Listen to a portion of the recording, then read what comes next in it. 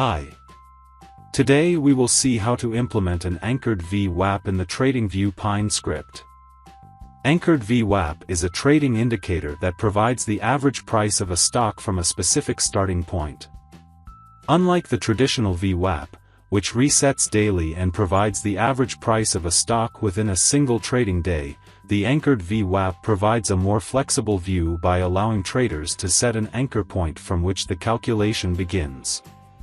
Now, let's see the code. This is an indicator function with the name, anchored Vwap. First, we set up inputs for date and time, from where the Vwap should begin from.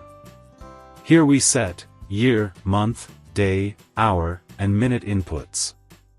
Then, we have a source input for the Vwap. The default value is the HLC3, which means the average of high, low, and close values of a candle.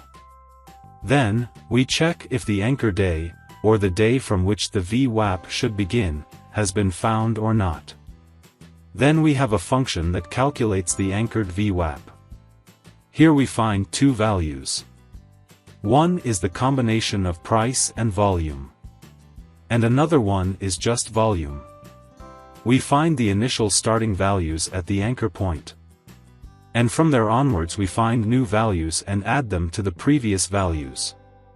Then we divide them and find the Vwap. And finally, we plot the anchored Vwap. Let's add this indicator to the chart and check. Right now, I'm on the Nifty 5-minute chart. These are the default inputs of the indicator. The anchor date is selected as the 10th of November 2023. And the time is set as 9:10 a.m. Great! As you can see, the Vwap has begun from the exact date and time when we had set the anchor.